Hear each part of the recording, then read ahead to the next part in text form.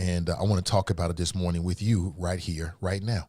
If you want to share your thoughts, you can do so pretty easily. 513-873-7134. Hold on, I don't really like that light. Hold on. Give me 1 second. I'll be doing things. I like that a little bit better. Good morning to you. Let me just do that. Yeah, buddy, there we are. I think I lied. I don't like that either.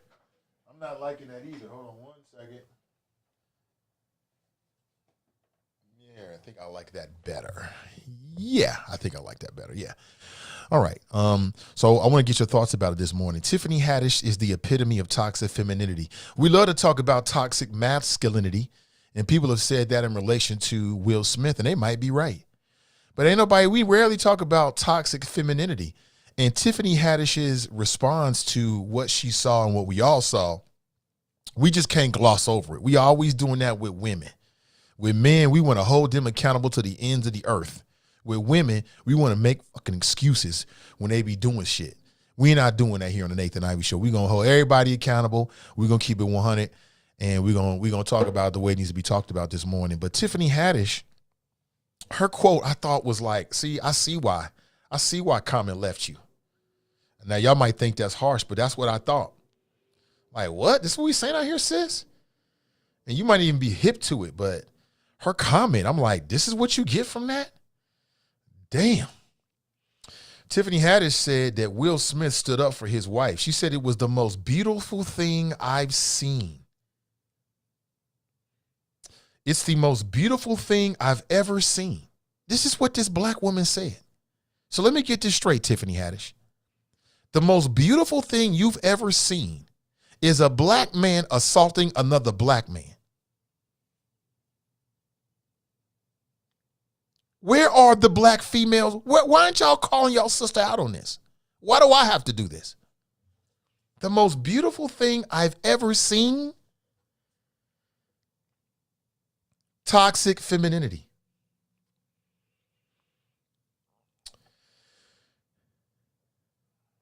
That meant the world to me.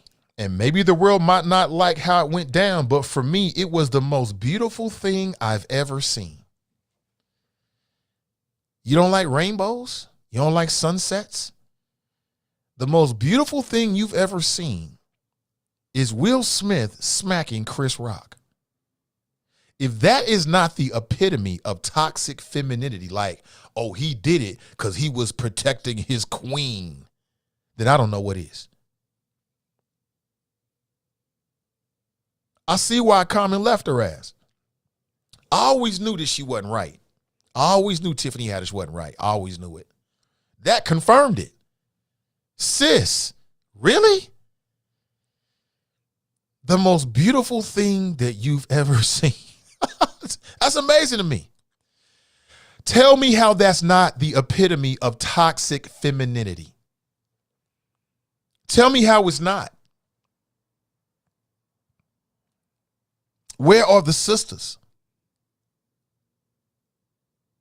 Now, I know Common must have hurt her feelings or something like that. I mean, get in line. You know, if you're going to be in a relationship, you're going to get your feelings hurt eventually. It's just what it is, more than likely, because people are disappointing. Rarely do people live up to your standards. It's just what it is. That's the pitfall of going out there and dealing with relationships, is that you might get your feelings involved and somebody might do some shit that you don't like or leave you or cheat on you, or it just comes with the territory. But the most beautiful thing you ever seen on some old, yeah, that's how you respect the black woman. What? I cannot be alone in this.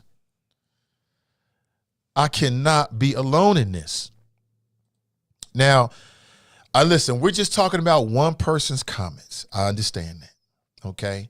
This is just one comment in a lifetime of comments from her, and people can say that what she has to say is insignificant. I'm making it significant right here, right now. I'm just saying, in the grand scheme of this, and people, Kareem Abdul-Jabbar, all these people are chiming in, making all these points. We'll be talking with Kevin Aldridge in about 10 minutes. We'll get his opinion on it, which I think is unique. And this black woman says that the most beautiful thing you've ever seen Is a black man assaulting another black man?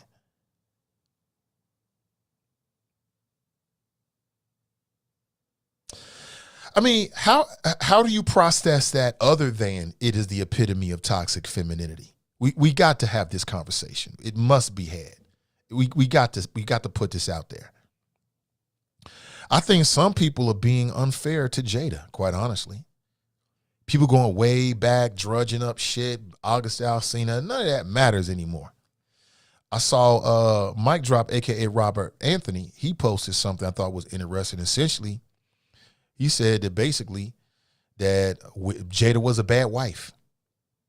She was a bad wife because she didn't stop him from going up on the stage, as if you could stop somebody from doing what they want to do. If you're going to go on the stage, you're going to go on the stage. But I thought it was interesting the way that people are looking at this, right? These situations happen, and then people give their opinion, and it gives us a window into how they think, which I think is fascinating. I don't think I really agree with that. I blame Will, period. I ain't blaming Jada. I don't blame August. I don't blame anybody else. It's on him. That's what he chose to do, period, point blank. That meant the world to me, and maybe the world might not like how it went down, but for me, it was the most beautiful thing I've ever seen. When I saw a black man stand up for his wife, that meant so much to me, meaning that I wish somebody would stand up for me.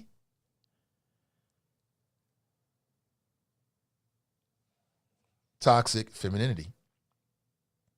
We get so comfortable talking about toxic masculinity, and we never talk about this toxic shit that some of these black women be doing. This is some straight up toxic ass shit.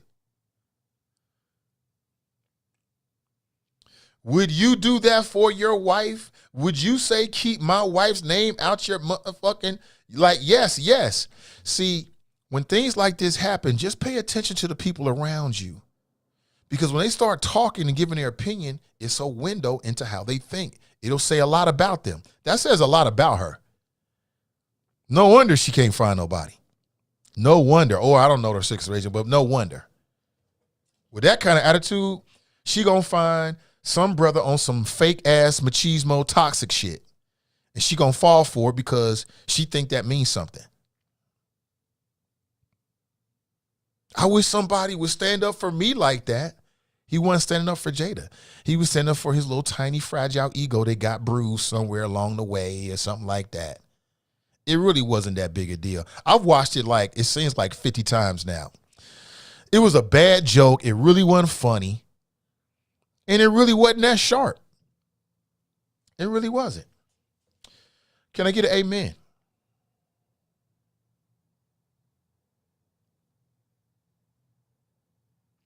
Can I get an amen on this? I know the fellas will back me up on this. There might be some brave female choppers that might step out from the fray and keep it real with me this morning.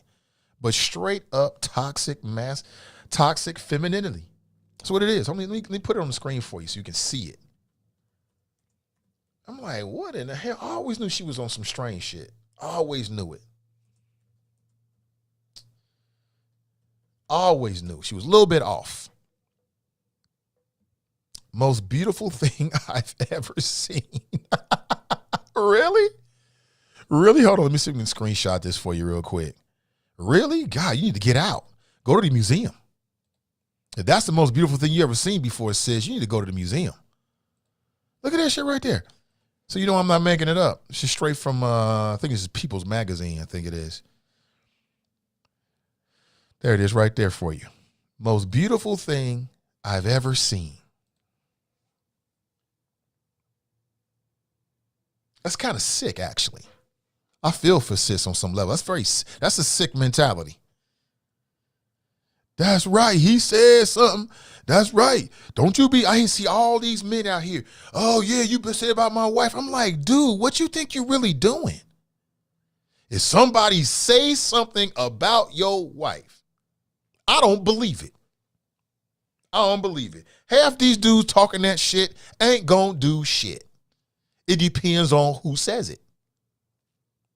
If somebody say something about your wife and you think you can get that off on them, you might try it. But if somebody say something about your wife and they look like they're going to be a problem, half these motherfuckers ain't going to do a damn thing. You ain't going to do shit. Quit fronting. Say that about my wife, I'm going to do this. You ain't going to do a damn thing. Unless you read the situation and think you dealing with somebody you can get it off on. But if it's somebody you like, ooh, that might be a problem, your ass gonna keep it moving. You might bark a little bit and keep it moving. Quit it out. Can we be real? Quit the nonsense and the faking and the fronting. Say about my wife. The fuck out of here. Get out of here. Save all of that for a real threat. You know what I'm saying? Not somebody just talking some nonsense. Keep it moving. But you got these women like Tiffany Haddish. That's the kind of mentality to get brothers killed. Run out here trying to prove you a man. Garbage time. So fellas, if you're dating a woman or you're trying to date a woman or thinking about dating a woman and she expressed that kind of viewpoint in this scenario, leave her ass alone. She's toxic. She gonna get you effed up. She gonna get you effed up. Out here on some fake BS, trying to be a man and sticking your chest out. You gonna get effed up. Don't do it. Don't do it. Don't do it. Don't do it. Don't even mess with her. You know what I'm saying? Or hit it and keep on going. You know the code. Hit it, keep on going. I'm just saying.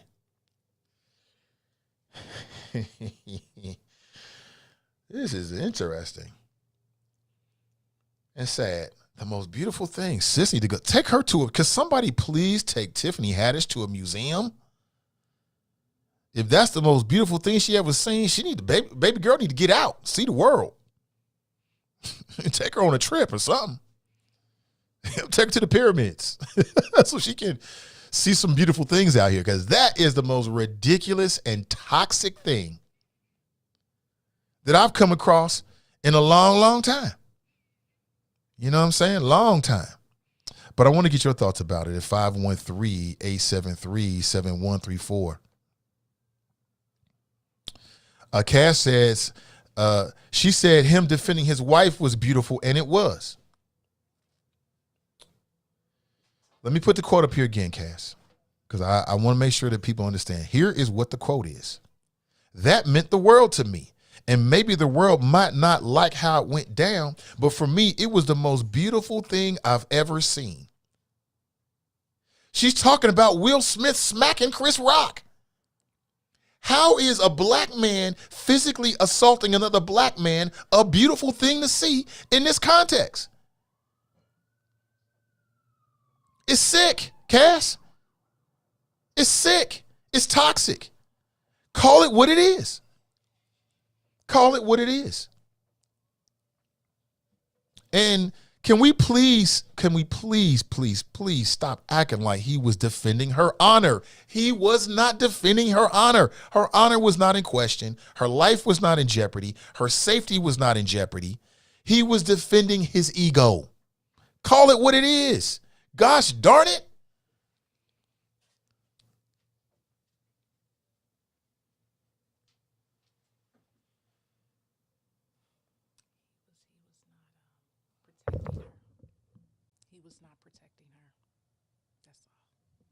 Thank you, wifey. Thank you.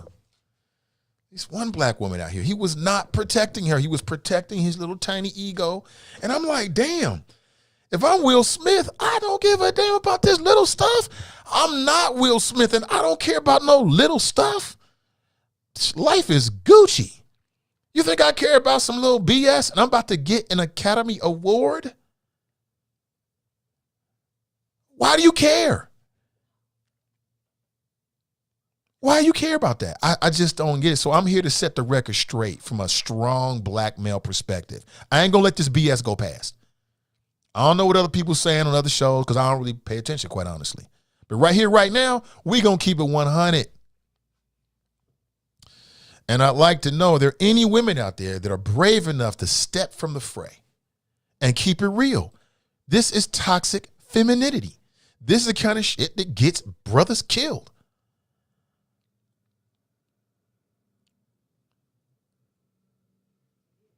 That's exactly what it is. It's the kind of shit to get brothers killed.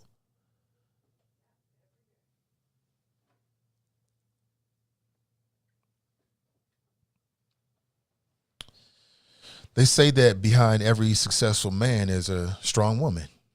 And that's most certainly true. And perhaps behind every brother that did some dumb ish, there's a woman on some toxic femininity type ish, putting a battery in his back, encouraging him to do some dumb ish. This is quite dangerous, quite honestly. And it says a lot about Tiffany Haddish. But let me go to the phones. Good morning. Welcome to the show. Good morning, comrade. Black Russia. Good morning. What's up? Tiffany Haddish is a straight clown.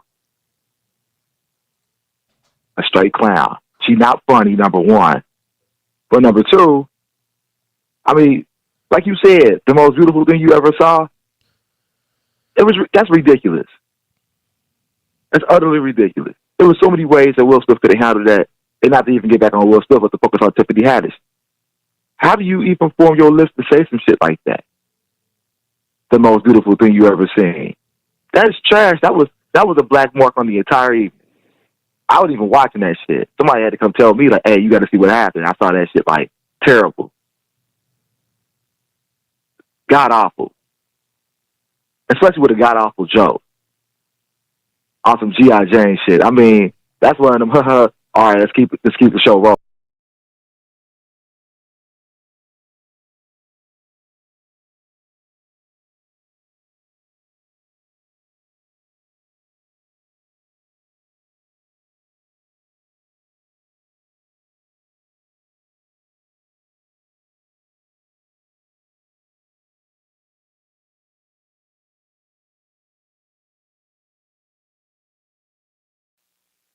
Like, it's unbelievable to me that we can celebrate Will Smith back at Chris Rock for telling a joke, for doing his damn job.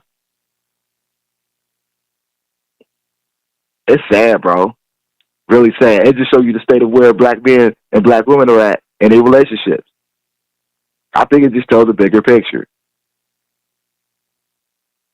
Because I think a lot of women, African American women, probably agree with Tiffany Haddish but won't say it out loud. There's probably a few who are bold enough.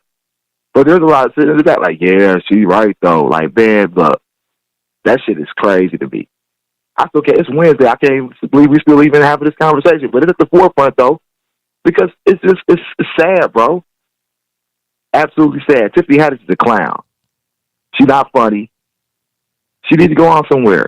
Stop looking for the camera. Look, I don't think Common to do no shit like that. I don't think there's not a big enough battery with Common to go up there and do some shit that Will Smith did. Because certain dudes just ain't gonna do it, bro. You may pull a dude to the side or whatever like that, beat him outside, but you ain't gonna, not when you're supposed to get an Oscar, when you get the crown achievement of your life, and Jada put a battery in Will Smith back too with her facial expression. And Tiffany Haddish gonna co-sign for that shit. Man, that's what I'm saying, man. State of black people's relationships is crazy. Absolutely crazy. Jada was shaming this dude. She basically shamed this dude for the last year into doing some dumb shit. And then we got other black women on the sideline like, yeah, go, you better go, Will. Shit is trash, bro. I'm sorry. Never acceptable. You gonna smack a dude like that, you need to be doing it, not setting. Do that shit somewhere else. If you feel like you want to do it, I'm not even saying Will Smith shouldn't have smacked dude, but don't smack dude on stage while he working. That's the equivalent of coming to somebody's job doing some dumb shit. Like, wait till this dude punch out, then handle it. But now we got Tiffany Haddish out there saying co-signing on this shit. Man, super weak dude shit, man. And then we got black women out here gassing that shit up. It's terrible, bro. She should be denounced. She should be isolated. F Tiffany Haddish. Thanks for anything else, brother. That's it, bro. F Tiffany Haddish. All right, thanks for the call, man. That's Black Russia. Yeah. Said F Tiffany Haddish. Listen, I don't want to bash black women. I don't want to come across like that because y'all get it enough. We just went through that shit last week where primarily these white male Republicans was bashing his sister. They should have just let her roll rather than say the things that came out of their mouth. That would have been a far more powerful statement if they just expressed their displeasure, keep it logical, and realize she's going to be confirmed anyway, and think about your public image. I mean, and as I said, what Judge Ketanji Brown Jackson's dealing with, quiet as cat, you got black professional women that's dealing with that shit right now on the job every day in the profit and nonprofit world, every day dealing with that. Let me go back to the phones. Good morning. Welcome to the show. Good morning. Oh, good morning. Hi, how are you? I'm doing well. Who am I speaking with? Well, I wanted to call in and actually respond to the Tiffany Haddish comment. Okay. I'm actually watching it live. I'm on my way to school this morning. What's your name? Young, what's your name, caller? I'm Asia. Asia. Okay. Good morning, Asia. Yes. Good morning. I am 28, and I have not only saw the video myself, but of course I've been listening to comments, my peers, etc. Right? So with the comment for Tiffany Haddish, let alone, not only is it showing a lack of self-love for herself, first and foremost, I want to say, but it also shows, how discouraging it is for women to really stand up and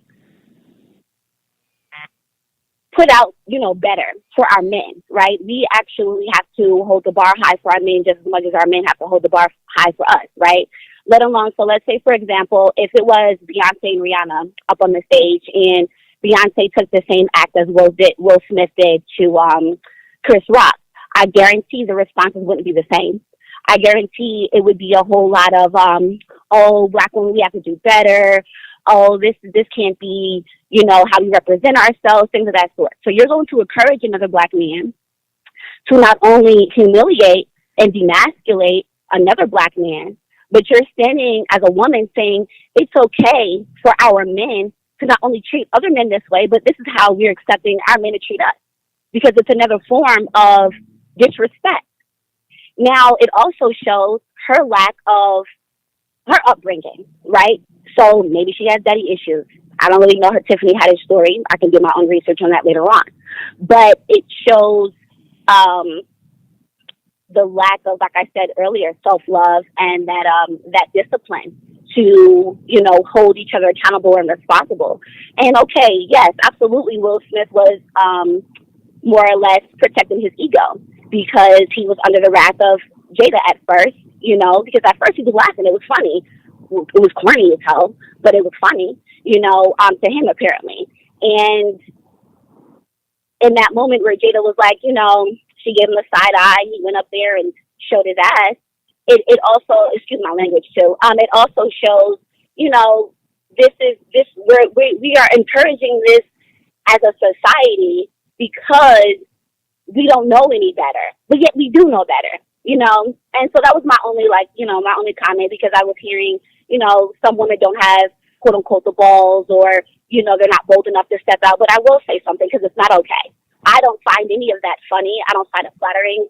No, it's not the best thing I've ever seen. Actually, it's very shameful, And as a young woman coming up, and these are, quote unquote, role models, women that we look after, it's not tasteful. It's not someone that I'm going to, really look forward into looking as an icon or a role model, So that's my input on it, Nathan. Asia, thank you for the call. I appreciate it. Absolutely. Yeah, that's Asia. Have a great day. Yeah, I will. You too. That's Asia checking in. Don't be a stranger. She says, look, you're right. Toxic. She didn't say toxic femininity, but that quote from Tiffany Haddish is a problem. That's the most beautiful thing you've ever seen, is a man assaulting, and as she put it, emasculating another man, sis. What's going on with you? What's going on with you, sis? I always knew Tiffany Haddish was a little bit off. Not to get too whatever about her, but I always knew it. So fellas, just the way people react to these kind of stories says a lot about them. Just sit back and watch. Just listen. And if you're dating or thinking about dating, or you just met a woman and she responded like that, Don't do it. Run. She is not the one for you. She gonna get you effed up out here on some fake machismo type of stuff. You know what I'm saying? Men who are well adjusted and feel comfortable themselves, when they look at that situation, Will was dead wrong. It was nothing right about that on no levels. But let me stop right there. As I said, we have Kevin Aldridge coming in. He's the opinion editor with the Cincinnati Enquirer, and he wrote a really interesting piece. And he's got a very unique lens with this story. Okay, see, people are calling in right now. Please hold your calls, and then until after we get off of Kevin, or if you want to talk with Kevin. But let me bring Kevin in right now. I see he's backstage. Hey, good morning, Kevin. How are you? Hey, good morning, Nathan. How are you doing? I'm doing great, man. Thank you for your time this morning. Hey, thanks for having me. Oh, for sure, man. And a very interesting piece that you wrote about this, and you got a very interesting perspective. And for folks who don't know, your wife is dealing with alopecia. Mm-hmm. Right. And then, for people who haven't, well, let me just start here, man. I mean, where were you? Were you watching the Oscars live? I mean, did somebody say, hey, you got to see what happened with Will? How'd you find out about the situation? Yeah, so actually we were in Louisville Sunday night. We went to a concert in Louisville with some friends, and we spent the weekend there. So by the time we got out of the concert, there was probably about 10 or 15 minutes left in the Oscars. I was flipping channels. I saw it was on. I started to watch it, and then I was like, I missed most of it. I'll just catch the highlights tomorrow on Good Morning America or something like that, YouTube.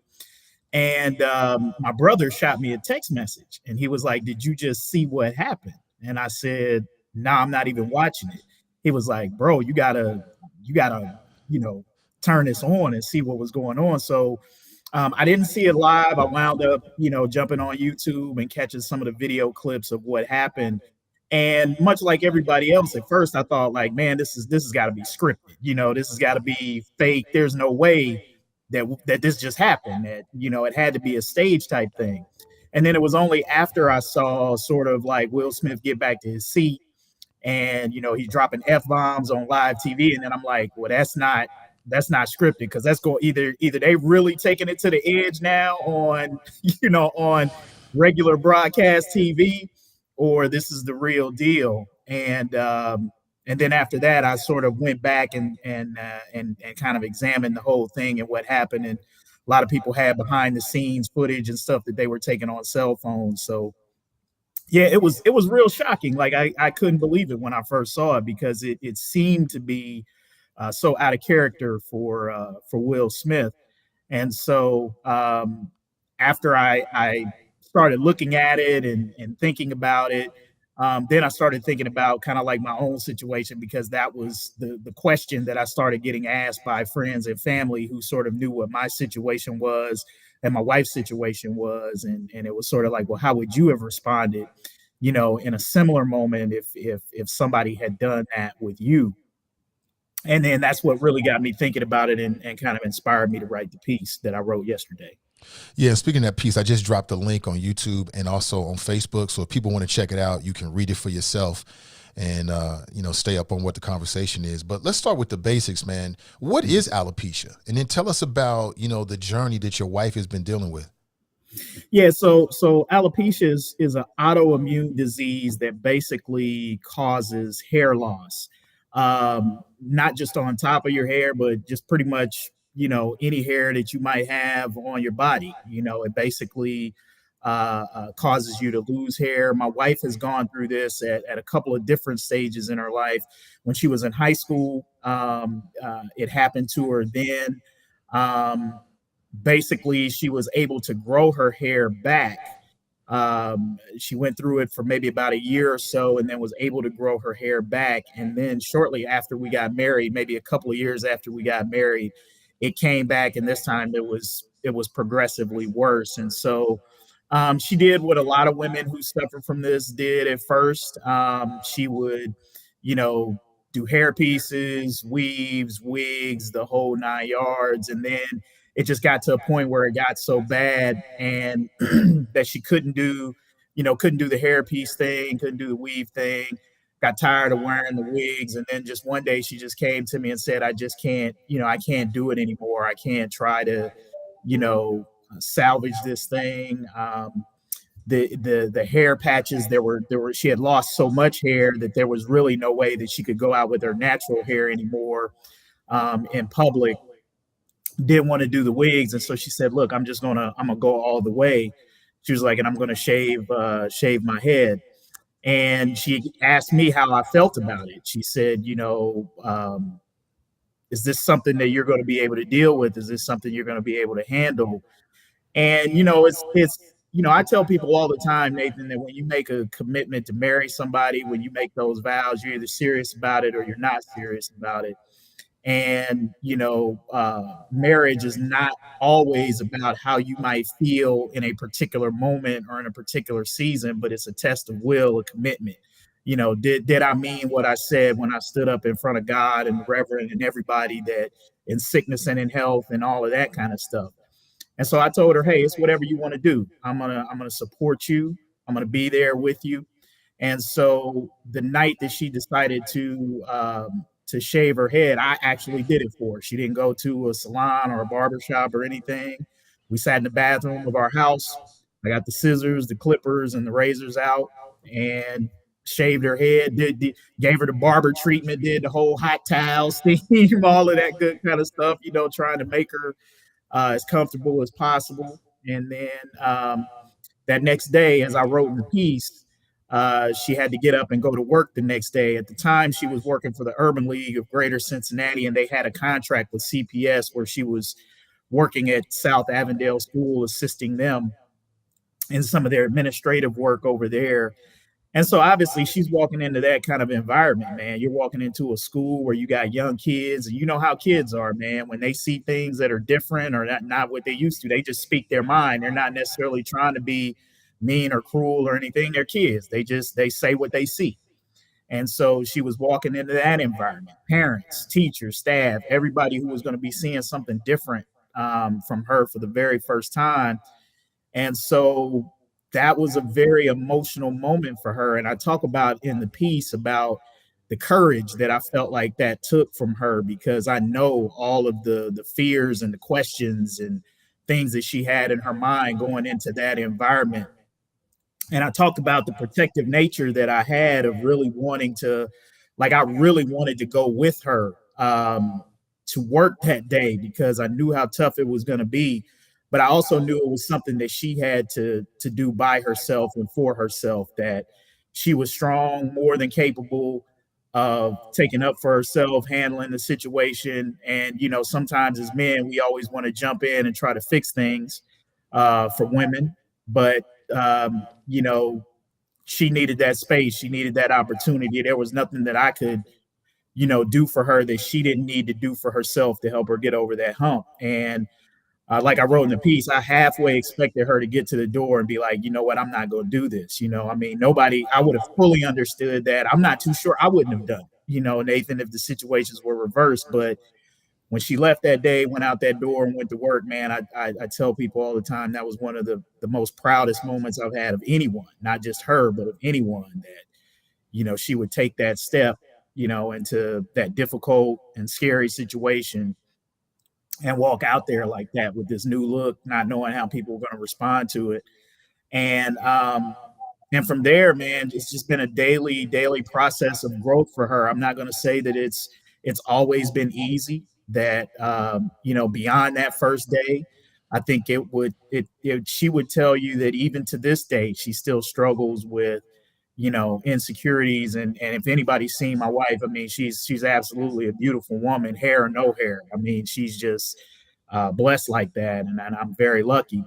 But she still even struggles with the insecurities, and when we're out, people say things. I can't tell you how many times people have rolled up on her thinking she had like cancer or something like that, and that's why she's bald. And there's a whole conversation, about that. And it used to be one of those things where you would try to explain to people, and now it's just kind of like she don't even try to explain. She just keep it rolling. Hey, thank you, for the sentiment, because people don't know. They're making assumptions as to why she doesn't have hair. And I had a whole bunch of people who wrote me yesterday. I mean, I got a ton of emails off of that and phone calls off of that piece, and Twitter comments and Facebook posts There were a lot of people who thought she was just doing it as a style statement. You know, they were like, well, she looks so good with it. We just thought she was just doing it because it looked good on her, you know. So I mean, people just don't know. And so there's been a lot of conversation about Chris Rock and whether he knew what Jada Pinkett's situation was when he sort of made that joke, you know, and you know, there are varying degrees of opinions on that. I mean, I don't think, I haven't heard Chris Rock speak out on this or anything yet on what was in his mind in the moment. But regardless of whether he knew or whether he knew or he didn't, when you're in that situation and people draw attention to it or they make a comment, a lot of individuals' reaction depends on where they're at in their journey. And Jada Pinkett Smith, I think, has not quite reached the point to where maybe my wife is in her walk with her sort of acceptance or ability to deal with where she is in that walk with hair loss. You know, my wife actually participated in a virtual audience on Jada Pinkett's Red Table Talk, where she actually was addressing this whole situation with the hair and whatnot. And even when she talks about her current situation, she, up until this point, she hadn't really used the words alopecia to describe what was going on with her. She had really just been talking about, you know, cutting her hair low and that sort of thing. So she hasn't been completely out and open about even what she's been dealing with on a large public scale in the way that some others have. So I think even that speaks to where she's at in her walk and her journey with this very difficult disease. Yeah, when I read, a lot to unpack there, man. So let me try my best here. And again, I appreciate you coming on talking about this. When I read it, you know, I thought it was beautiful. I thought it was a great display of your love for your wife and a real man's view of it, a real logical and rational view of it. But man, that's a tough thing. So I never said this to you, but when I saw your wife, the first time I saw that she was bald, I thought it was a style choice. Mm-hmm. I thought, okay, she rocking it. It looked good to me. But maybe I'm a little different. I'm not like hair obsessed, but we live in a hair obsessed culture, right? Yeah. And it's really unfair to women because men, especially black men, we can go bald at any time and you look even better. Like women love it. But our culture, for whatever reason, has dictated to women that you've got to have hair in order to be beautiful. And that's just a bunch of BS. It makes no difference to me whatsoever. It's really about the energy, you know, the swag, you know, the confidence of a person, not necessarily the hair. So that's completely unfair in our society that women got to deal with that. If a man had alopecia, you just cut it. You like Michael Jordan. Yeah. You know what I'm saying? That's cool. And that's why I say men have to be very careful about, you know, how you talk to women about these situations, you know, because I even had some people in the comments, it's like, oh, it's just hair, get over it. It's like men are saying this. And it's like, but these are the same men that if a woman shaved her head, they wouldn't be interested. They would say, well, she ain't got no hair, you know, that ain't really my flavor, that ain't really my style. And so it's like, as a man, you can't say it's just hair, get over it, because it's something that a man could do and it might not necessarily affect your visual appearance. But at the same time, you got the hypocrisy to say, I wouldn't want to deal with a woman like that. You know, so it's like, I just think, you know, there's such a, like you said, there's such a culture, you know, women have to deal with more than men do, just this whole notion of beauty and what's acceptable and what's not acceptable, whether you're talking about hair, weight. There's just a lot of pressure on women, I think, from a visual aesthetic standpoint that men just don't, you know, quite frankly, don't have to deal with. I mean, you see fat, bald, you know, guys with beautiful women, and you be thinking like, man, how did he wind up with her? You know, some people might be looking at me and be like, how did he wind up with her? So it's like, you know, women use on some ways a different scale, I think, sometimes than men do, you know, when we're making our selective choices. And I just really think like there are just some avenues and arenas, not that you can't have an opinion as a man, but you just really got to be careful about what you say and how you put it out there, because it's a completely different set of circumstances that we're dealing with from a cultural perspective. And I just think that's real. I would imagine that takes a lot of, you know, discipline and a lot of sensitivity on your part. Because I was thinking like the other day, the wife and I were watching Bel Air, And I do this sometime just to mess with her. And sometimes I'm just being honest where we watching TV and I'm like, oh, that sister looks good right there. Looking good, sis. And I think I made a remark like that about the mother, right, in the Bel Air family. But if my wife was suffering from alopecia, I think I would be more sensitive about making comments like that about women who have hair. Is that something that you deal with? Not to put your business out there anyway, we just talking, but Right. the point is that, you know, as the husband or the mate or the partner, it just takes a lot of sensitivity on your part to deal with something like that, I would imagine. Yeah, it's a fine line to walk, Nathan, you know, because you want to be natural and real, because I think that's what my wife, wants from me. But I also think just as a person in general, man, you always want to try to be sensitive to people and their situations, especially if you know what's going on. So yes, I am, sensitive to those types of things. And I mean, I'm always trying to be, respectful to my wife anyway. So and not if you make those kind of comments, you're not. I mean, everybody's relationship is different, but just for Right. me, I generally tend to not make comments like that. I mean, of course, my mom or my wife knows my superstar crushes, and we had those conversations like, yeah, I leave you for so and so. If I had Right. a chance to get with whoever your celebrity crush is, we joke and play like that. But in general, yeah, I do try to be sensitive to those kinds of things, because again, you never know where somebody is at, in their emotional headspace. She was just telling me yesterday that this whole thing with Will Smith and Chris Rock has kind of, drudged up some things, for her, that, she was going through initially with this journey with her. And so there are always things that are triggering for people. You know what I'm saying? That take them back, that transport them back to a place of trauma and emotional distress. And she just kind of talked about being out yesterday, and this feeling, this sense that with alopecia being in the headlines and this whole thing going on with Chris Rock and Will Smith, that it seemed like uh, maybe more people were kind of looking at her or paying attention to her yesterday. Now, the thing about that is you never know, right? Like there's that certain sense of, am I being paranoid, or is it really that people are looking at me now? Like those are the kinds of battles I think that people deal with when you're going through these types of situations or trauma. You never really quite know whether things are perceived or reality in terms of how you're processing information, but it just goes to show how powerful, the trauma can be. hmm I'm curious. You said people ask you, what would you do? I'd like to know as well, if you were Will, right? If you're in that situation, comics telling some jokes about alopecia and your wife, it's a real sensitive thing inside your family. How would you have handled that?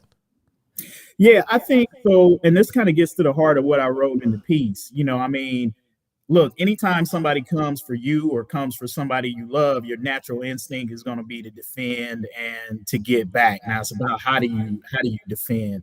And I say in the piece, like there have been some times where, yeah, I wanted to slap some folks or hit some folks for some dumb ish they've said, whether that's to me or to my wife, or about both of us together.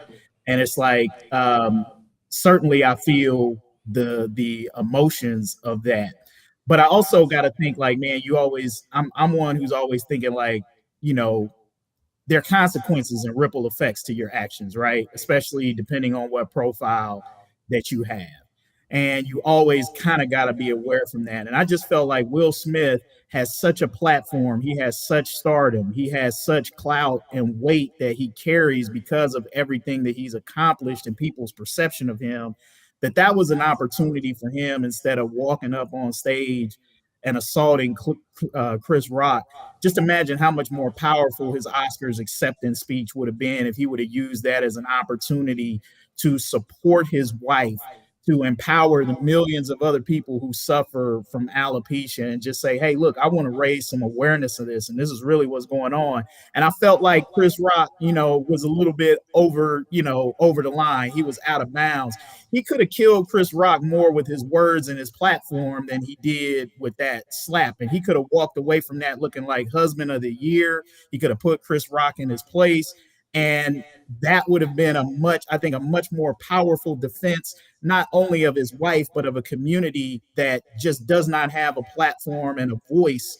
And all of the women and men and children out there who are struggling every day with depression and the anxiety and the trauma of alopecia, he could have emerged an even bigger icon and hero than what he was if he'd taken that route versus the route that he took.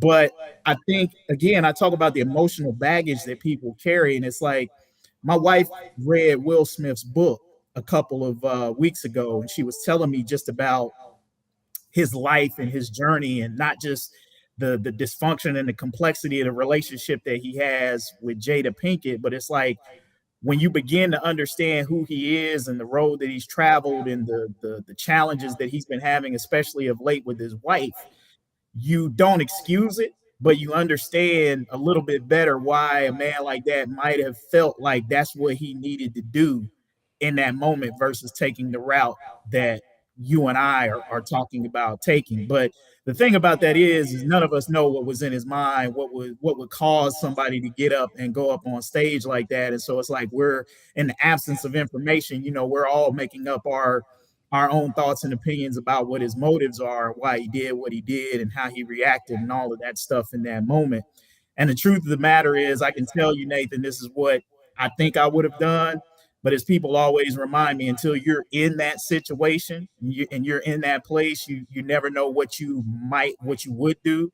So I'm just expressing to you what I think, knowing who I am, what I think I might have done, or what I like to think I would have done.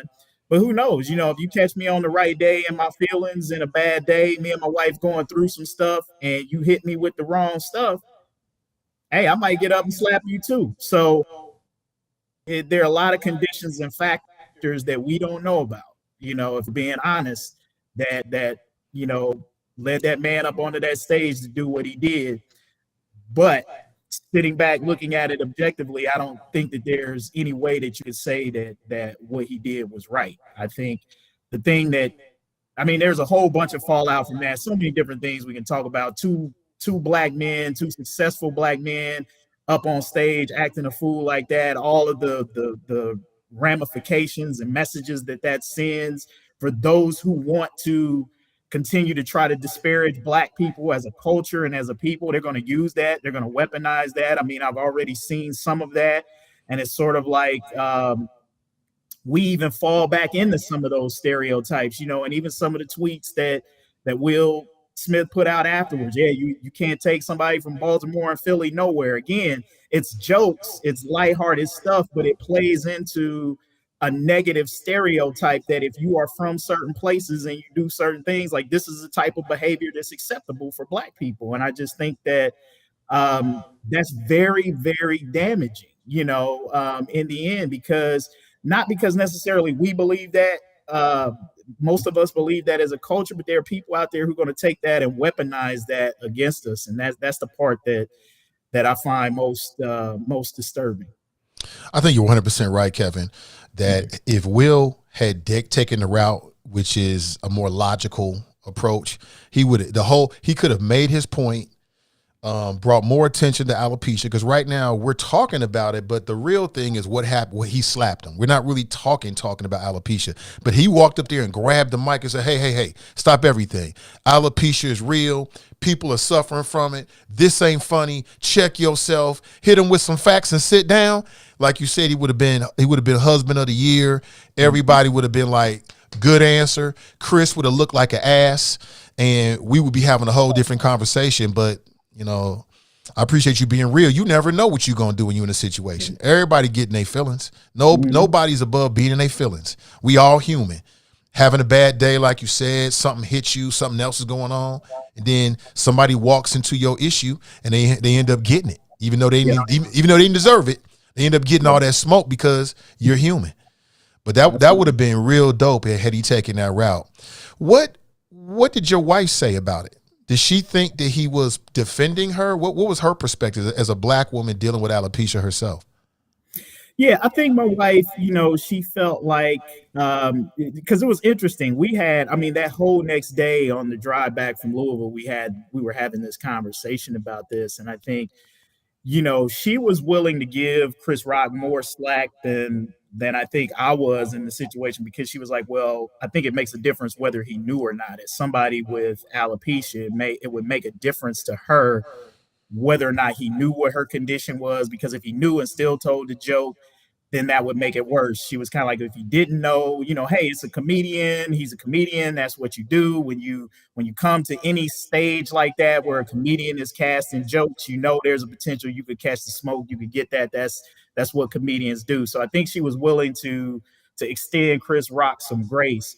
I think she was more along the same kind of lines as I was with Will Smith's reaction. Like, she really felt like violence wasn't the answer. Like, I think my wife felt like, in many ways, I mean, if you know my wife, like, she don't need me to step up. You know what I'm saying? Like, she gonna handle her business.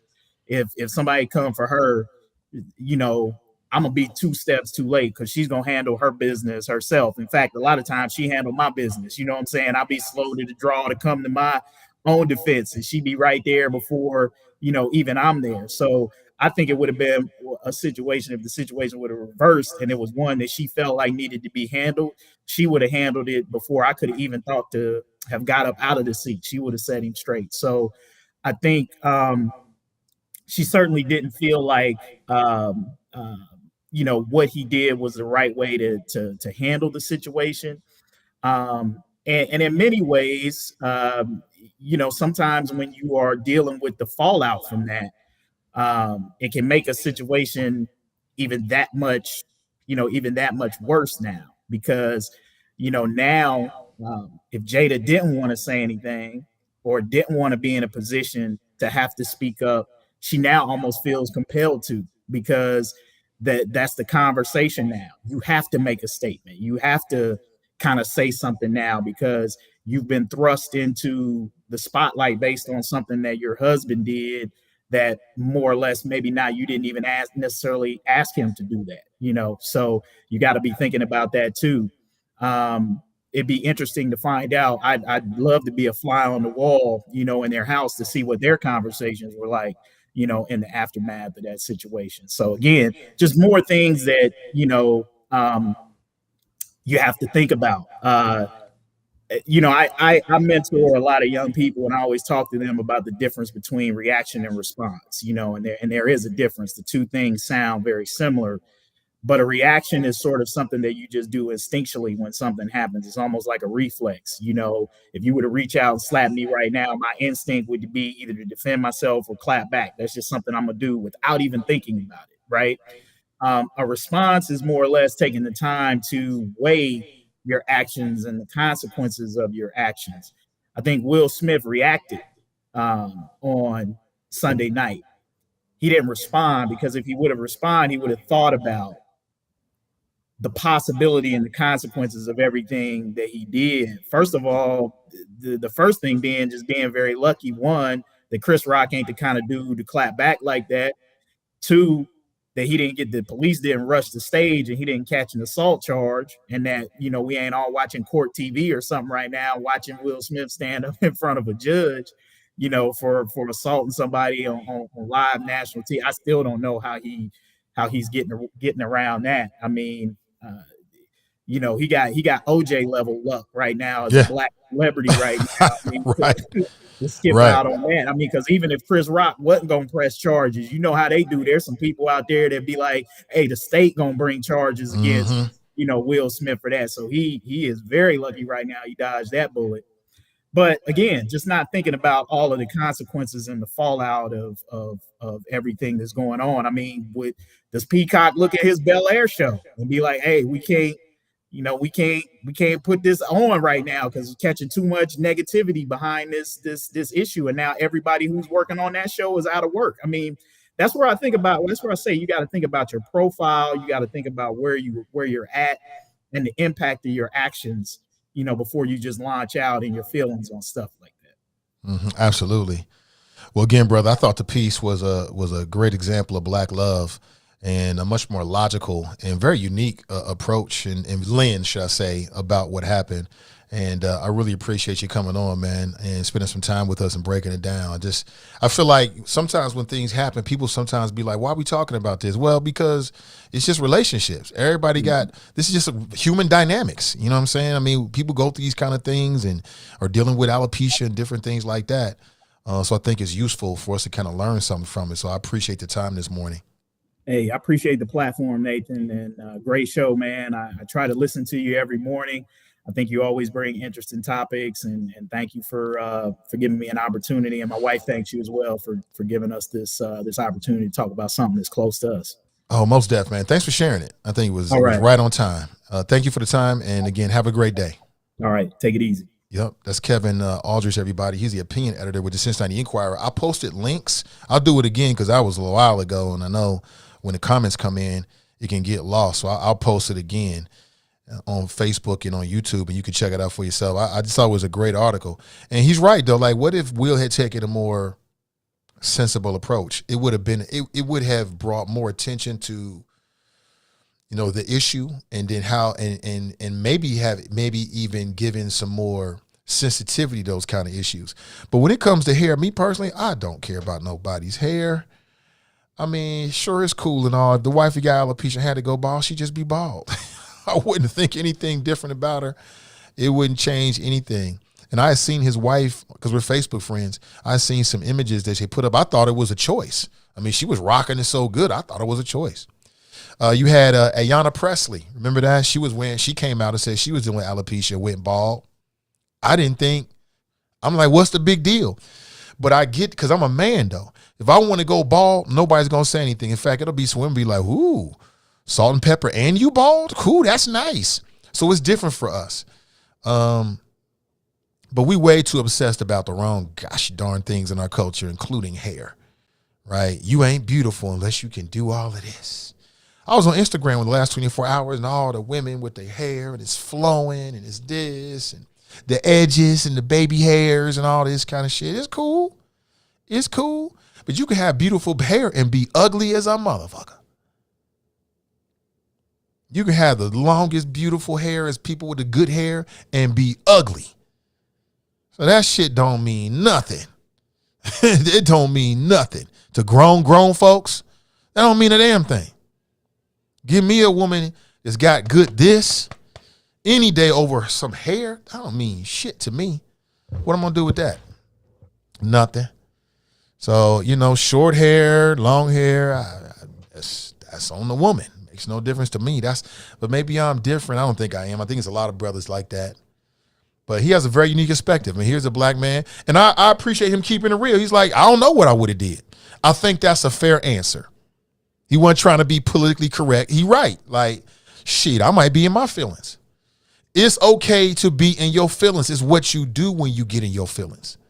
That's what the issue is. But let's go to the phones. Good morning and welcome to the show. Good morning, Nathan. How you doing this morning? I'm going well. Is this Crutha? Yes. Hey, good morning. Good morning. I listened to Kevin Aldridge. The one thing he did not say is that alopecia is not considered a medical condition. Therefore, it is not covered under your medical health benefit. Is that right? It is considered, that is correct. I've been in health insurance for over 20 years. It's considered cosmetic because you don't need hair to survive. Huh. Now, if a woman has a cancer diagnosis and she loses her hair due to chemotherapy, the health insurance company will help buy a special wig for her. But you don't need hair to survive. I currently suffer from alopecia, have been for the last couple of years. Back in my youth, beautiful hair, afro, the whole 9 yards. When I hit my 50s, started coming out in droves. One of the choppers reached out to me yesterday, and it was very beautiful. I am struggling with shaving my head. I'm going to do it. I just haven't made that final step. Will Smith and Jada, both of them missed a perfect opportunity Sunday night. He could have, after Chris Rock made that comment, which was a very beautiful comment because G.I. Jane 1 was a good movie. He could have asked her to stand up and told her to twirl because she looks good. Yeah. He could have easily said, baby, stand up and twirl. But he chose to hit Chris, which was, I'm not feeling that. But anyway, people need to know before they start running to their medical doctor, oh, I got a medical condition. That's the misconception that Jada is putting out. It's not considered medical. Call your health insurance company and ask them before you start spending money going to the doctor. It's not covered. Hey, Cruiser, can you share any insight? So it's autoimmune, meaning that you can have, how does this happen? Is it stress that brings it on? Is it genetic? Something gets triggered? Is it? And for my particular situation, it may be considered genetic. My mom didn't necessarily lose her hair, but I have aunts that did. And I tried all the hair products. It just started coming out. And to this day, again, I am struggling with it. But when I saw the women of Wakanda, who were absolutely beautiful, I'm slowly, they're baby steps, slowly. And I just text my two daughters, a couple of weeks ago, and I told them, I said, I'm in for a very serious cry. And they're like, well, what do you mean? I said, I'm going to have to shave my head bald. I'm going to have to do it. And when I do it, I'm going to cry buckets of tears. But at the end of the day, my hair doesn't pay my rent. My hair doesn't put food on my table. So I technically don't need it. I just got to get over that I got to climb that last step. What is it? Is it the way the world will look at you? Is it the way that men might look at you? What's stopping you? What's your biggest fear, if you don't mind me asking? If you don't want to share, I completely understand. I don't know, but here's the thing. I'm 60 years old, so I don't care what anybody else thinks. I'm 60 years old, and there are women younger than me that are struggling with this. I don't know what it is. It's just making that final step. I don't know.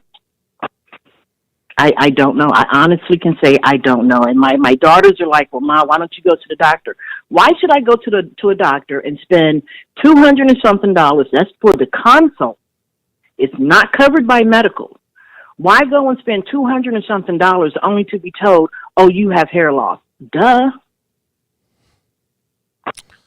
I already know. Are there any treatments that are effective on the market right now? Because I see men like Floyd Mayweather who've been bald or patchy their whole lives. Now they got hair grafts or transplants. They got full beards. He got a full head of hair and an afro. Is that something available to people that suffer from alopecia? I'm sure it's an option if you choose to go that route, but I'm trying to buy a house, and I'd rather put that money into a house. Right. I'm with you on that. You know? Yeah, I'd rather take that money and put it into a house, wealth or whatever. I got a couple of stocks, put it into that. I don't need I don't need my hair. I can put on a baseball cap and go on about my business. Mm-hmm. I'm past the stage of caring what people think. I don't care. It's about me and how I feel about myself. And as long as I wake up in the morning and I'm healthy, I'm good to go. Mm-hmm. But that's just me. Again, Jada is crying buckets of tears. She wants all this sympathy. Come on, Jada, tell the truth. Tell the truth. Mm-hmm. And I don't feel she's done it yet. Oh, you don't? You don't think she's told the truth yet? No, I don't think she stood up and said that it's not medical. It's not a medical condition, because the first thing women are going to do is run to their doctor. What can I do? And then you're going to be heartbroken when you're told, when the insurance company, not the doctor, when the health insurance company tells you it's considered cosmetic, not medical. And then you're going to have to you may shell out more money to try to figure out what to do. And when Miss Presley, the senator, came out with her shaved head, because all this time she was wearing wigs. And the minute she gets voted into the Senate, honey, she came up out of that wig. She said, I'm tired of sweating. And she looked beautiful. She does. Beauty comes from within, not the outside. Absolutely. Real quick, Crutha, is Viagra covered by insurance? Yes. That's not life or death. I totally agree. So is there some gender bias in this? Yeah. Well, Crutha, thank you for the call. I appreciate you. And thank you to your chopper that reached out to me yesterday. And, again, I just got to climb that final step, and I'm going to do it. I'll probably do it before it heats up. But it's a step that I have to take. Thank you for the call. Appreciate you. Have a great day. That's Crutha. It's been a minute. She came in with some fire. I appreciate it. I did not know that. Gender bias, man. It's a male-dominated world. It's a gosh darn shame. Viagra's covered. That ain't life or death, but it's Viagra. You talking about little buddy. We got to take care of little buddy, but that isn't the world we live in. It's not fair. Brent writes, Nate, that's not life or death. You see, Brent writes, Nate, that's not life or death. No, it's not life or death. Whether you can get it up or not is not life or death. You might feel that way. Believe me, as a man, I don't want no problems with little buddy. You may need them little blue pills one day. I might. And if I take them, I ain't going to be shy about it. I'll tell you, I'm taking little blue pills. And I don't have no shame about that kind of shit. It is what it is. I'm not there yet and don't ever want to be there. But it's not life or death, though. I was just making a point. Let me go back to the phones. Good morning. Welcome to the show. Good morning, Nathan. How are you? I'm doing well. Sister V. Sister V, yes, sir. I do my thing. I'll be listening and commenting every now and then. Pull you up on any platform I could get you up on. I appreciate you. But, there's a couple of things, and I hope everybody's doing well. And if you hear me huffing and puffing a little bit, I'm trying to get that exercise in. Wanted to comment on a couple of things. One, the whole situation, again, with Will and Chris, not a good situation for either one of them. I'm one of these sisters that I'm not willing to come down and jump on somebody's neck as people are coming down on Will. He should have did this. He should have done that. At this point, we're all second guessing everything, even right down to Chris shouldn't have said that, or he should have been sensitive, or what he should have known. Black women have always had issues with their hair. Thus, recently, a lot of states have had to implement the Crown Act. The Crown Act was directly related to black women and their hair. So if it's not important, black women have had to fight just to be recognized to be able to wear their hair, either natural or any acceptable way for white people. But we've had to fight for that. And so when you have sisters that are dealing with something like alopecia, if you don't deal with it and don't know anybody that has it, then you have no idea what they're going through. I have a sister, and here I am. I'm hairy as I don't know what as a woman. And my sister, has alopecia. I have watched what it has done to her, psychologically, and the struggles of, whether or not she should go bald. She finally did decide that she was going to shave her hair, but even still, just feeling very uncomfortable. People do stare and things like that. So she goes back and forth between wigs and so forth. But I want to say to Crutha, it is true that it's not recognized as a medical condition, but it doesn't mean that it isn't a medical condition. Okay? And so we have to really stand up and fight for these things to become a medical issue, because it is autoimmune. It's a dysfunction that's occurring within your system. And so that is medical. There's no other way to describe it. And so I just wanted to say that just because they don't recognize it don't mean that it is so. One of the things that my sister suffered through was a bout of depression. And, it's one thing for your husband to stand by you, which he does. My brother-in-law has been very good and very supportive of her. But at the same time, you have to come to that conclusion within yourself internally. And over the years, it took her years, where she has become okay with it and just like, I don't care what people think. And it takes a while because you first have to get over the shock of your hair falling out. And so women do, I mean, that is a $1 billion industry where Black women are, doing their hair, whether it's braided, whether you still, fry and dye it. Black women care about their hair.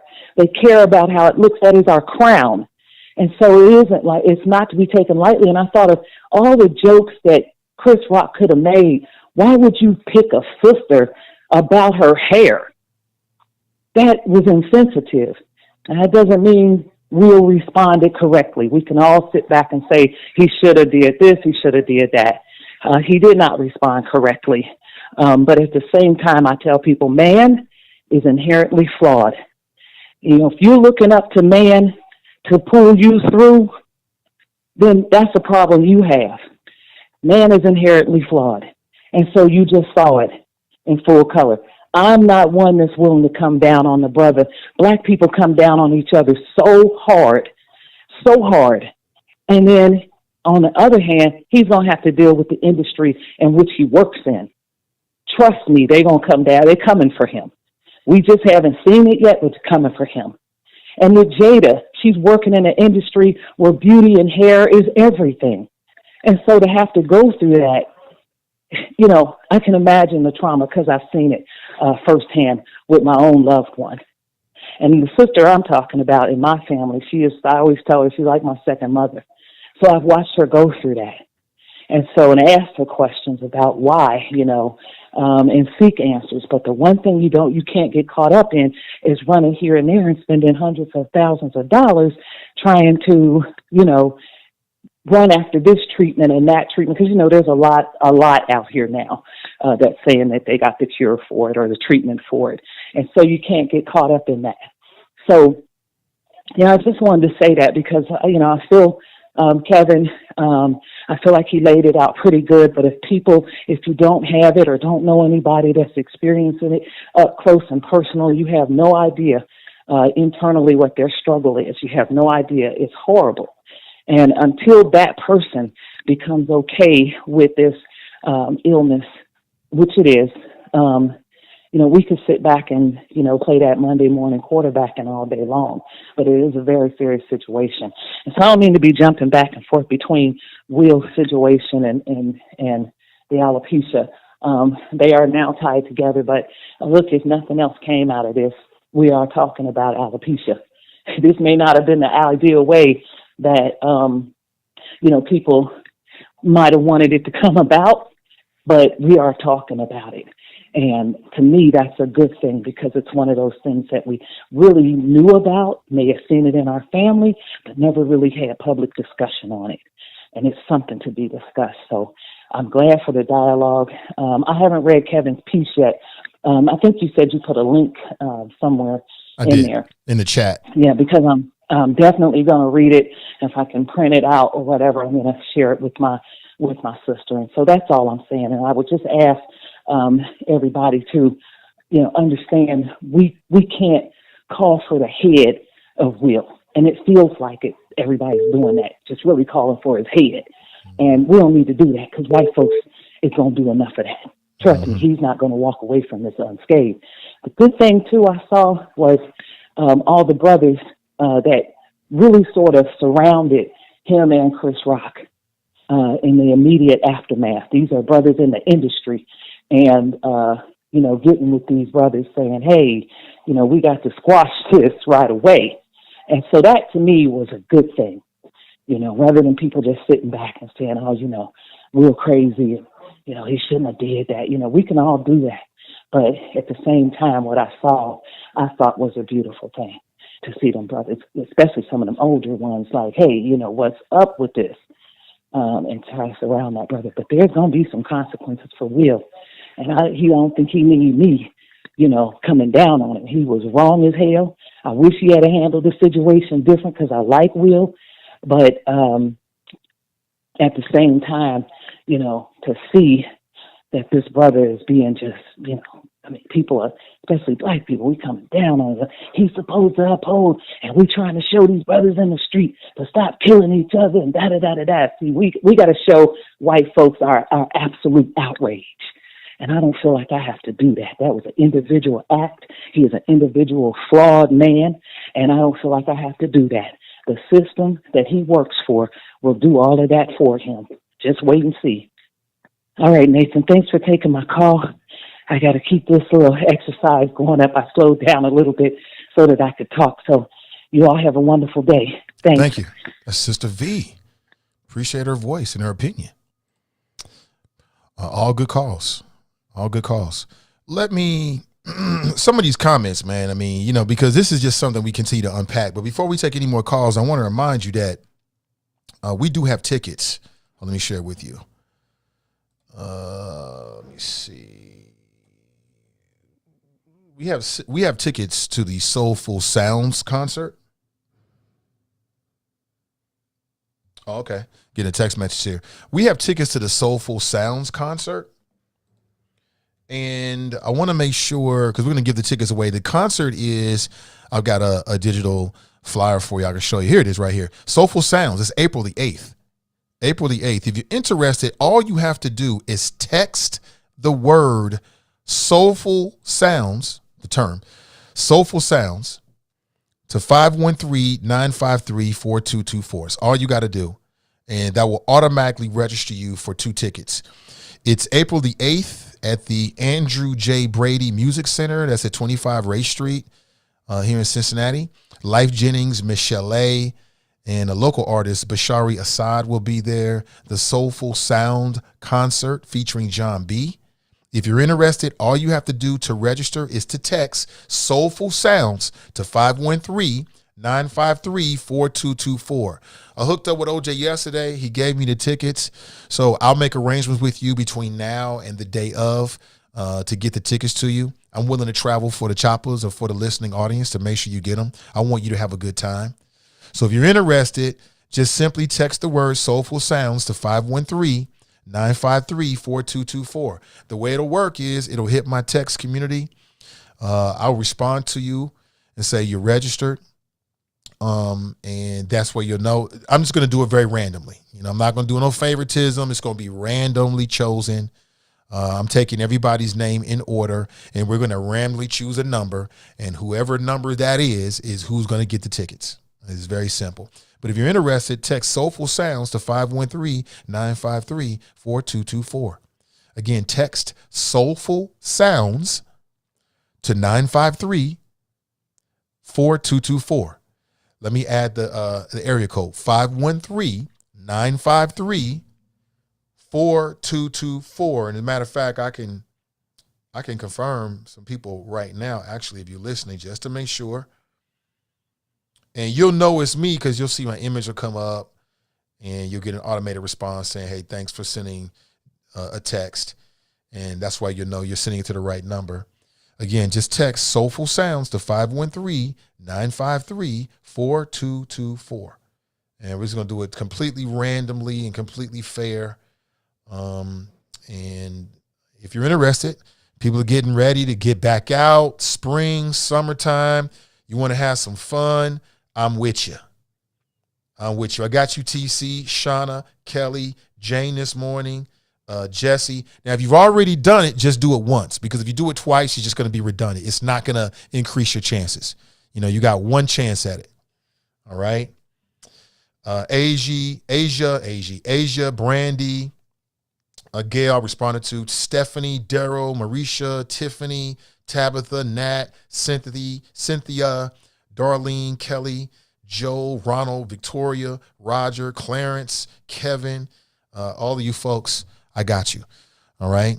You are registered. And I'll be responding via text as well.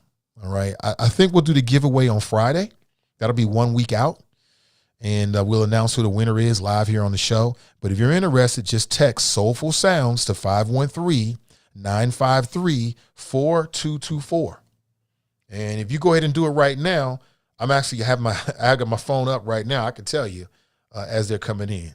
And TC was the latest person to come in at 9:32, just a couple minutes ago. So again, text Soulful Sounds to 513-953-4224. You might not even live in this city, but you're thinking about coming to Cincinnati next week. Cool. Have some fun. All right. From our friends over at TWE and the Nathan Ivey Show and Sand Digital Media, just go have some fun, man. Life is so serious. Just go enjoy yourself. Listen to some good music. Go with somebody that you really want to chill with and have a good time with, and just relax and don't think about anything. Just have a good time. Just have a good time. Just relax. Again, text Soulful Sounds to 513-953-4224 if you're interested. If you're not, cool. Cool. Regina got you. Kelly got you. Brent, Scott, Nikita got you all. All right. But Nikita, you texted text. I need you to text Soulful Sounds. Nikita, I need you to text Soulful Sounds. But you texted the word text, and that will not work. You gotta text Soulful Sounds. I gotta be fair. I'm a very fair man when we're doing stuff like this. Just because, I mean, people might be interested, and I don't want to do no favoritism or anything like that. So just text again, Soulful Sounds, Nikita, and I'll follow up with you via text if she's not listening. Interesting stuff. Now, we started the show talking about Tiffany Haddish and her most ridiculous statement, to me, the epitome of toxic femininity. Leave it to a black man to make this point about toxic femininity. I don't hear anybody else doing it. And she made the most ridiculous statement. She said the most beautiful thing she's seen was Will Smith smacking Chris Rock. And that, what? Huh? On some old, hey, he's defending her man, his man type of stuff. He is defending his woman. And I'm like, no, sis, somebody needs to take her on a trip. You know what I'm saying? She needs to travel the world. There's far more beautiful things than that. Hell, I could turn on Netflix and see some more beautiful things. That was ugly. It was an ugly display of whatever you want to call it. Okay, text message still. I got you, Nikita. Great. TNT, I got you. There it is. Okay, great. You're in, Nikita. Great. I'm glad. Again, if you're interested, one last go round, then I'll move on.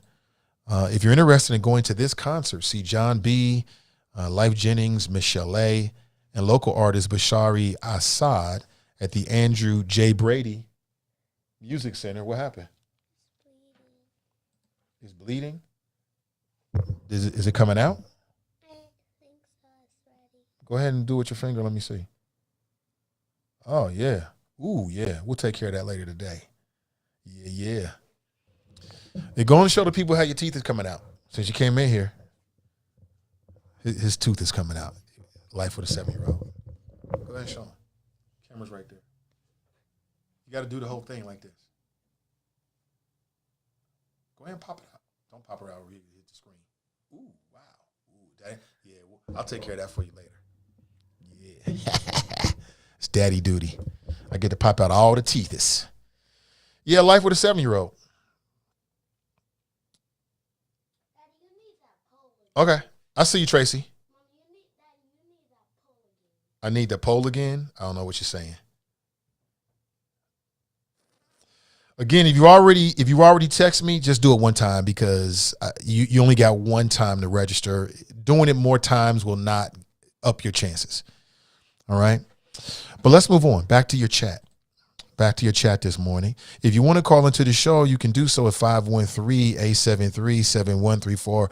There are a few other things that are on my radar screen that I want to share with you. I just haven't gotten to, but I'll push them off here. I still want to share more about the Black News Channel. You know, I'm all about that Black media thing. That's part of what we're doing here with Send Digital Media, amplifying Black and brown voices. Why not? It's a lot of creative folks out there.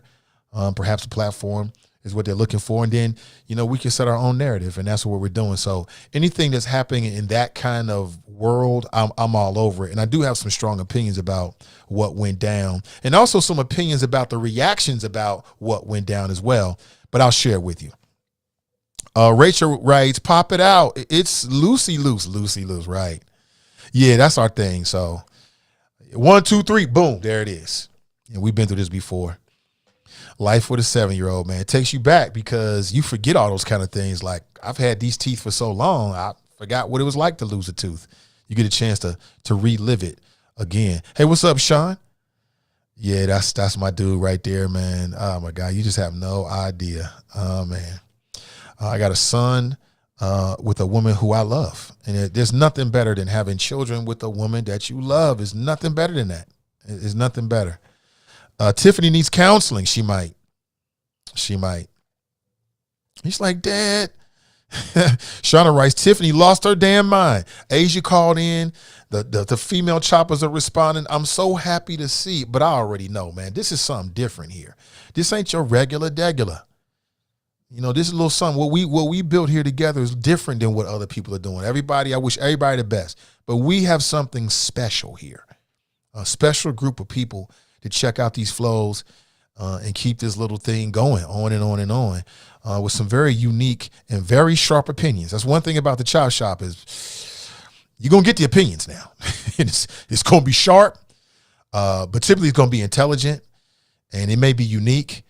It may not always be intelligent. Hell, shit, we human. Everything that come out of a person's mouth ain't not always going to be intelligent, but I would take this audience over any audience anywhere, especially in the greater Cincinnati area, by far, hands down. We got the best audience by far, hands down, no doubt about it. And other people look at this show and they're like, damn, I want that. And that's because we built something really special here. And I do say we. I'm the host, so I'm the leader and all that kind of shit, obviously. But we do this together every single day. I can't tell you how many people help with guests. I can't tell you. I can't tell you how many people send me links for ideas for show. The friends and the friends who like the Nathan Ivey Show page, keeping that up to date. I just want to say thank you again because it keeps me up to date. I can't see everything. I ain't going to lie to you and say I see everything because I do not. And it happens all the time, man, all the time. So keep it coming. It's working, right? Other people are looking at even people in commercial are looking at what we have like, damn, we're just getting started. We're just getting started. But let's go back to the phones. Good morning. Welcome to the show. Good morning, Nate. This is your West Side Connection, Drop Squad 52, also known as Black Not Democrat. Great show today. Shout out to Junior, 7 years old. My grandson, he's 5, Nate. And he already getting ready to, the teeth thing, I can't wait for it. But anyway, Nate. Sorry. Hey, 1 second, brother. Huh? Junior just came in with blood on his hands. Give me 1 second. Just go get a paper towel. And then when she leaves the restroom, then you can go in there and do that. Sorry about that, brother. Go right ahead. Hey, it's all good. It's a family show. Yeah, it is a family show.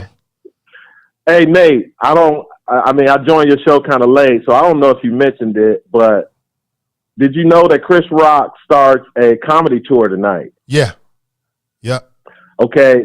Now, we all know he hasn't spoken publicly about the incident, and other than to say he's not going to press charges, and Will Smith apologized through Instagram. So my question to you, Nate, because you're a powerful, influential member of the media, who do you think is going to be the person that gets that first interview with Will Smith? Because we all know Chris Rock is a comedian, and everybody, because I dropped a little quote from an article in the Chop Shop this morning about, this is nothing but material for Chris Rock. And everybody's going to be waiting tonight at his show to see if he really goes after Will Smith or how he addresses it as part of his comedy act. So my question to you, Nate, who's going to be the first person to get that Will Smith interview? Will it be Gayle King? Will it be Oprah? Or will it be Charlamagne the God? And that's all I got, Nate. Peace out, bro. All right, thanks for the call, man. Appreciate it. I was just going to answer the question while you was here, but I can hang up and do it. All right, I'm still here. So 2 questions. So let me answer the first question first. If he's smart, and by all outward opinions and observations, Will Smith is smart, the first interview is going to be on the Red Table Talk with his wife. That'll be the first interview if he's smart. And then with Chris, just kind of judging his comedy, I would imagine he's going to take more of a self-deprecating type of sort of style with it. He'll probably laugh at himself and talk about how the hand was coming at him with slow motion. That's kind of seems like Chris Rock's style. He'll be more self-deprecating. I don't see him attacking Will. He'll probably apologize on stage and then make something funny out of it about how the hand was coming at him in slow motion and he couldn't move. And it'll be something like that, more than likely. Well, again, it's going to, like I said yesterday, just more legs to this story, especially after Chris Rock starts his comedy tour tonight. So that's all I got, Nate. Great show. And am I eligible for the Soulful concert? I mean, if you're going to come to Cincinnati, yeah, but I don't want to waste the tickets. No, okay. Only if I could go with Politically Petty. Me and him on a double date. Drop Scar 52. Drop in science to anyone who wants to catch it. Peace out, man. Take it easy. That's my brother. That's my big brother right there, Drop. It's my big brother because that's important to him. Yeah, I mean, if Will is smart, the first interview is going to be on the Red Table Talks. Why would you go anywhere else? Everybody want to see it. It'll be bigger than the August Alsina shit or just as big. That's what I would do. And then, like I said, I already gave my thoughts about Chris Rock as to how I think his approach will be. It'll work for him. I've read that the tickets are going through the roof because everybody want to hear what he got to say. He's not going to be nasty. I don't think so. I do realize now that apology was probably fake. We talked about it a couple days back, and I was like, why is he apologizing? I wouldn't apologize. You put your hands on me. What I look like apologizing to you? I ain't doing that shit. But it looks like that's fake. So wait and see. Again, if Chris Rock is smart, and these are all smart capitalists, then you capitalize. And if Chris Rock is smart, he won't do no interviews. The first time he'll talk about it is when it's money in his pocket. That's what the smart thing to do. Or do a Netflix special about it. That would be smart. And again, by all outwards appearances, we're talking about very smart black people. So I would anticipate they'll do something similar to that, but I don't know. We just don't know. Charlie Wimber's in the house. He writes, good morning. Wednesday morning winners. Absolutely. Good morning to you, sir. It's the grifting black Republican. Grifting black Republican. Janice writes, not him again. Every day. Yeah, every day. Rachel writes, did he pull out the truth? No, he's just messing with it. As soon as I get off, I'm going to take care of him. I'm just going to pop it out. You know what I'm saying? I take care of, that's daddy duty. I take care of all my sons. I take care of the son. She took care of the daughter. I take care of the son. So that's what we do. But we'll take care of it. He'll be fine. Tiffany is tripping. Grasson writes, Chris Rock is about to clown. You think so? Did you check it out? Do you have blood on your hands? Okay, you all right? Is it hurting or something? Okay. You mind if Daddy finishes his show? I'm almost done. No, you can't stay in here because I'm talking about adult stuff. You can't take this either because I need this. Oh, you want Miles Morales? There you go. I'll be with you shortly. He's home from spring break camp. So he goes to a CRC camp. He didn't want to go today. We don't force our kids to do shit they don't want to do. And I love being with them. So I got a lot of stuff to do today, but he's going to be right there with me all day, including when we get that exercise in. You know we walking today, right? Okay. Yeah, that's going to be my walking buddy.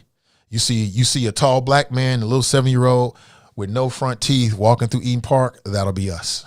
That'll be us in about noon or so. Good morning. Welcome to the show. What's going on, Nate? What are they on, spring break right now? Yeah, they're on spring break. CPS is. Okay. Mine is too. So yeah, good morning to you. He's staying up late playing Grand Theft Auto, him and his boys. I'm going to bed late, but that's all right. Yeah, my son just got into 2K now, so he's all into 2K. Okay. Yeah, he play about 4 or 5 different games. It's like they got a little gang of goobers out there going around smashing everybody. So I say, go ahead, son.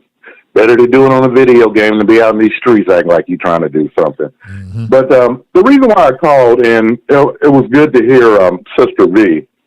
And Nate, if you remember, my initial reaction was, I'm kind of feeling both Chris Rock and Will Smith and the reactions that they had to the whole situation. But when I read Kevin Aldridge article, Nate, it really hit home because it's not the same, but the situation is very similar to what I had to deal with, me and my wife, and her battle with cancer and her losing her hair twice, Nate. And when I had sympathy for Will Smith and his reaction, not his response, like Kevin said, it's because I was there, man, when she's sitting in front of a mirror and she's going through it about losing her hair, and me understanding what hair and women in our society and what's, you know, considered the correct look. And like you said, Nate, I mean, I've been shaving my head for the last 25 years, so I don't have to worry about it. You know, get the clippers, take the guard off, and go to work. But like I said, I remember sitting there on the side of the bed. She's sitting there in front of the mirror on the stove, and she's looking, and I can see it in her eyes. And, you know, what am I going to do with this? And she went through wearing scarves. She went through wearing wigs. You know, I remember her going back to work and, you know, and saying, you know, wearing her scarf and then eventually completely shaving her head and then being comfortable with a shaved head out in public. But Nate, I can remember many times, man, breaking down. I mean, we, you know, it's like the OJ song. We cried together at certain situations because I felt her pain. I know how strong a woman she was. How she really didn't put up with any, you know, BS, any ish. But there were times where she was very vulnerable, and there were times where I can see that it was really confounding her, and I felt every bit of it. So when I said I kind of understand where Will's coming from, and to slap her across the world, I did. And that doesn't make me right. I don't condone it, but I kind of understood it. Am I making any sense? Yeah, making perfect sense. And, you know, and like I've told you in my previous calls this week, this whole idea about this being, you know, a pox on the black community, that's getting way too deep into it, in my opinion. And but on a personal level, and like I said, when I was able to read Kevin's article, and he has a beautiful wife also, I might add, but I understood. And when Kevin talked about, you know, you never know, you know, a person in a situation, what they dealing with that day, and you know that old saying, getting on my last good nerve. Well, maybe Chris Rock got on Will Smith's last good nerve that particular night, and he just caught all type of hell. And, you know, and I mentioned earlier, I thought what we saw was a nervous breakdown that night, unfortunately. But, hopefully he'll eventually get whatever help he needs. Of course, like Sister V said, you know, the Academy's going to come down on Will, so he's going to have to do what they all do. You know, enter some type of counseling, showing that you're showing concern for possible anger problems, and then get over it that way. But he's going to be held responsible for his actions. It's not the community's fault. None of us in the chop shop were there to say, no, Will, don't jump up on stage. So stop taking personal responsibility for somebody else's dumbass actions. But again, you know, my initial response was, hey, I kind of know. You know, you were there when she was going through it and, you know, being made fun of on a national stage in front of millions of people. Maybe just hitting the wrong way that night. And, you know, it is what it is. But I just wanted to get that off, Nate, man. I appreciate you taking my call, brother. And Flo Debo, I'm out. Take it easy, Flo Debo. Appreciate it. All great calls today. You know, I'm never really, you know me, I'm the guy to tell you, like, just because a black person do something don't mean that's a black mark on me. That's on them. I'm less concerned about, I heard Kevin say that. He's like, yeah, people going to use it to weaponize it against black folks. Well, those kind of people that would use this to weaponize it against our culture are going to do it anyway. I'm never concerned about that. I'm more concerned and primarily concerned about how we look at us, how we view us, how we view we. You know what I'm saying? I'm less concerned about how the others view us. Who gives a damn? They're going to think what they're going to think.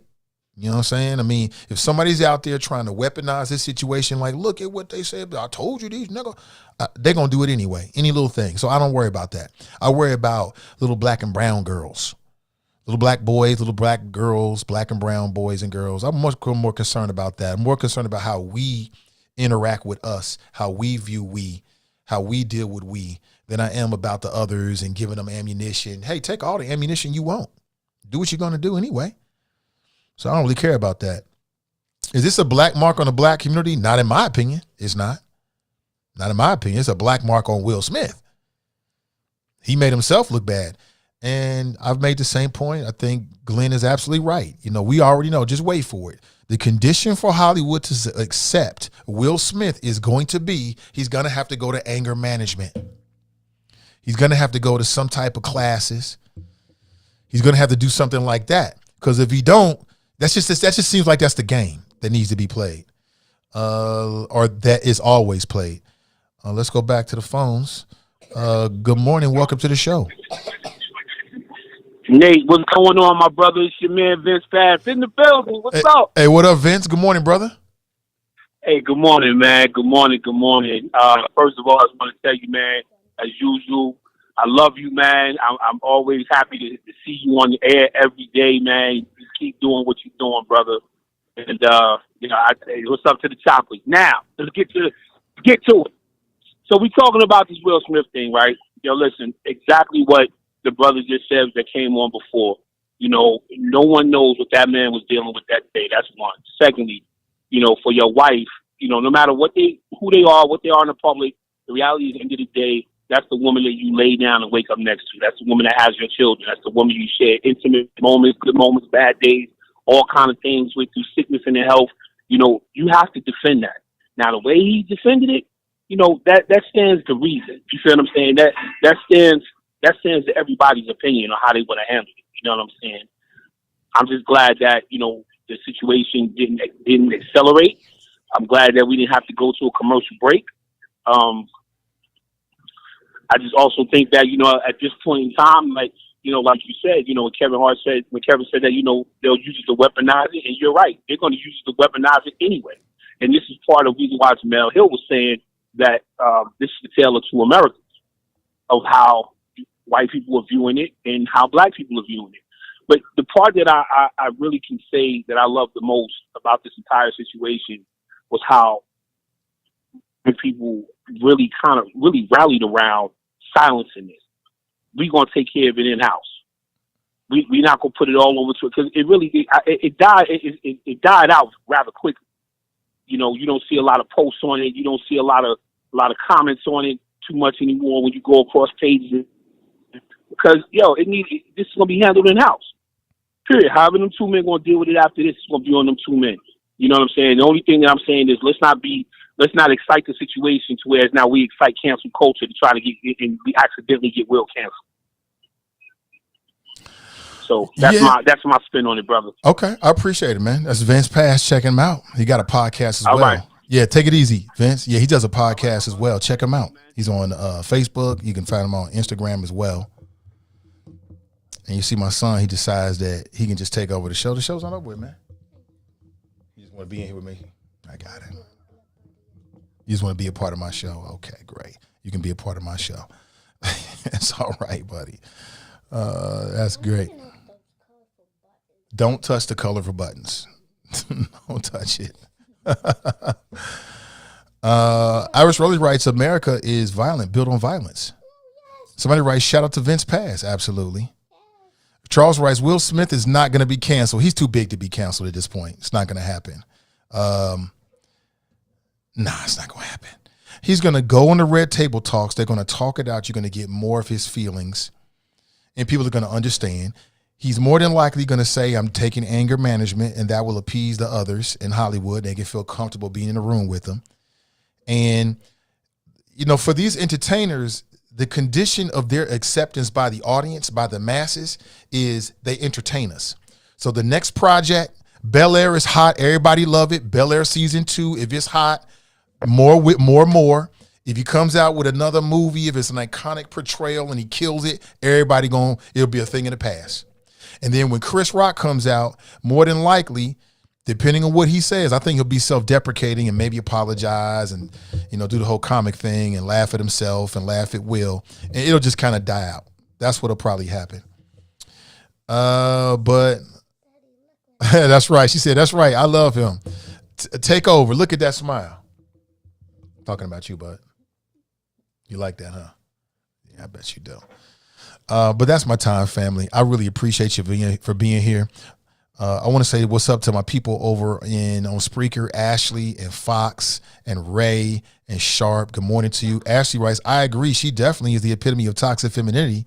That is not the beautiful. I agree with Black Russia. Yeah, absolutely. All the folks on TuneIn this morning, my people on YouTube and Facebook, thank you for checking out the show. I really appreciate you. And I'll leave you with our motto. We can say it together. Winners focus on winning, and losers focus on winners. So stay focused and stay winning, and we'll talk real soon. You want to say goodbye? Peace out. And we'll catch up real soon tomorrow morning, bright and early at 8 a.m. You never know what we'll be talking about or who we'll be talking to. All right? Have a great day. Peace out, boy. Peace out, boy. Okay, that's what we're doing now? Yep. Okay. Oh, now you get to play 2K, you think, huh? Yep. Uh-huh.